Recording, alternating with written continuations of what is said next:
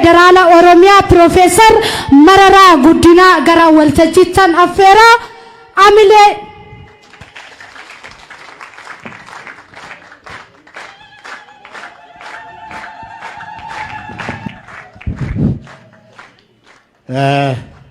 akkuma isaan jiran haasaa gabaabaadha. Baga nagaan dhuftan jedha duraan dursee. Baga nagaan dhuftan jedha. Isatti aanee qabsoon dubartootaa innaanuma addunyaadha. Xixinneesseetuma addunyaa keenni gara mana keenyaatti dhufa. Innaa addunyaa kaanuu durifaa jabana liineenfaa sooshaalistii muuvimentii innaa jedhanii warri Kaarlaa Zetkiin faayidanii karaa natti deemtu sirrii miti jedhanii innuma sanayyuu sooshaalistinti niqnaaqee jedhan sana keessatti liineen fayyinuu warri muggutaa turanii warri mormaa turaniiru. Achitti aanee Eenjilaa Deevis faa kan jedhanii dachii Ameerikaa gurraattiin Ameerikaa dachii Ameerikaa chochoosaa turte. Innaa nuti jenereeshinii keenya jechuu kooti. Gara Afrikaatti sennaa dhufnee Winnie Mandela faa innama abbaan manaa ishii waggaa 27 hidhamee jiru. Cal jettee teessee otoo hin taane taphaa kubbaa faa kan taphatanii ijaarrattee maal taatee qabsoo saba kibbaas Dawuu Afrikaa jechuu kooti hamma dandeessee hamma abbaan manaa ishii hiikametti itti fuftee turte. Gara biyya kanaa sennaa dhufnu innaa jenereeshinii keenyaa durennaa sooshaalistii turre jechuu kooti. Warri aeropilaanii xalafefaa dubartiin keessa jirti. Warra akka Maartaa Maabiraatuufaa aeropilaanii xalafaanuu iddoo baay'ee kan keessa qooda fudhatteedha. Dr. Nigist Adaanee jedhan immoo Meesoon keessatti qabsoo hojii raawwachiiftuu keessa kan otoo qabsooftuu Hayilee Fidaa faa wajjin duuteedha.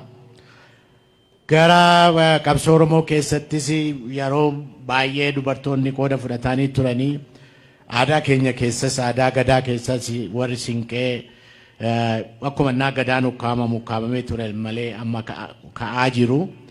Kana keessatti egaa qabsoon dubartoota biyya kanaa bu'aa bahii guddaa ishii agarsiisuun dubbachuun irra jira. Akkuma beektan innaa nugufti buusana shamarran biyya kanaa hamma danda'anii walqixxummaadhaanii isa dirrib ciqqonaa jedhan sana fudhatanii dhiira duwwaa otoo hin taane isaanis qoodatti fudhachaa turanii. Sana keessatti egaa isa qayi shibbir nacci shibbirii jedhamu sanaan dubartoota baay'eetu miidhamee lubbuu dhabee hidhamees mana hidhaatti dararamaa ture. Sana booddee egaa hundumtuu dhiirris sanuma ta'ee ture garuu kan dubartoota qabsoo dubartootaa maal jedhu qabsoon poolitikaannaa isaatu karuu quunoo jedhan sana siyaasaa fi chochiin qabsoon akka nama hin gubne irraa fagaachuun nurra jira jedhamtu dhufee biyya kana fudhate. Sana booddee egaa warri isaappaa jedhan kun dubartoota akkuma barbaadanitti akkuma argatanitti ol baasanii shoomuunis maal gochuunis akkuma barbaadanitti maqaa dubartiin daldaluunis maqaa dubartiin nagaduunis dubartootas amma isaappaan kufetti ergachuutti deemame. Dubartoonni mirga ofiitii otoo hin taane mirga saba isaaniitii otoo hin taane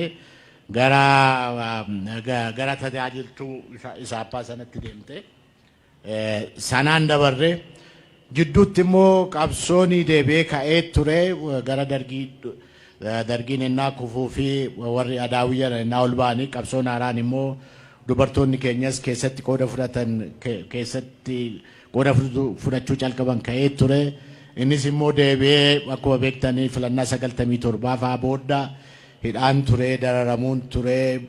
Egaa maakalaawii warri argitanii warri qaallitti argitanii warri zuwaayee argitanii iddoo baay'eetti dubartoonni warri kana keessa ture dubartoonni baay'een illee zuwaayee faa maal faa jiraachuu baatanii qaallittii fi maakalaawiitti qixxeenuma keenya reebamaa turanii dararamaa turanii. Dararaan dhiira gubbaatti ga'e baay'een asitti dubbachuun kan nurra hin jirre keessa darbanii Egaa qabsoon kuni as ga'eera sinqeen keenyas gadaa keessatti ol ka'ee iddoo tokko tokkotti qooda ba'ees hojjechaa jira. Araara kana keessas ga'e qooda fudhachaa jira. Iddoo tokko tokkotti aadaan Oromoo hamma wal ka'etti sochiin isaaniis ol ka'aa jira.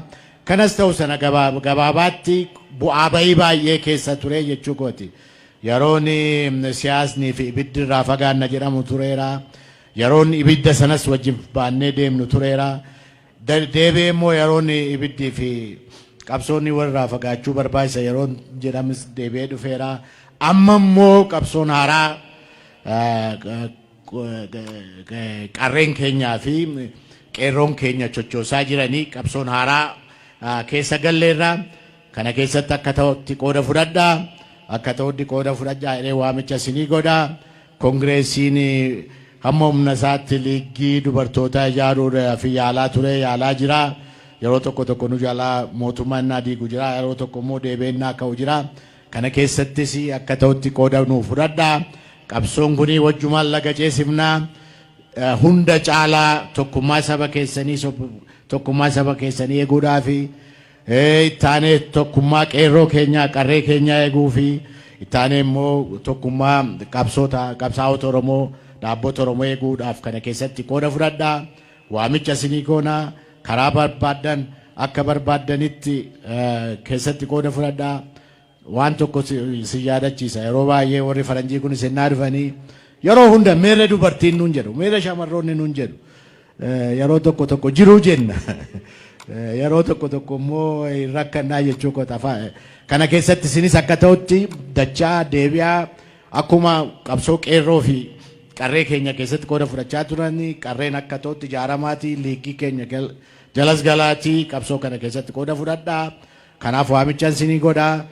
Maarchi 8 dhaabbiin keenya calqaba kabajuu isaati gara fuulduraatti kana caala bal'annee kana caala dagaagnee kana caala guddannee qabsoon biyya kanaas laga ce'ee galma ga'ee gara galma 4 kiiloottis yaannee jechuu kotas duwwaa otoo hin taane akka kabajnu waaqni nu haa godhu. Jabaadhaa waamicha isiniin godhaa jechuu kota.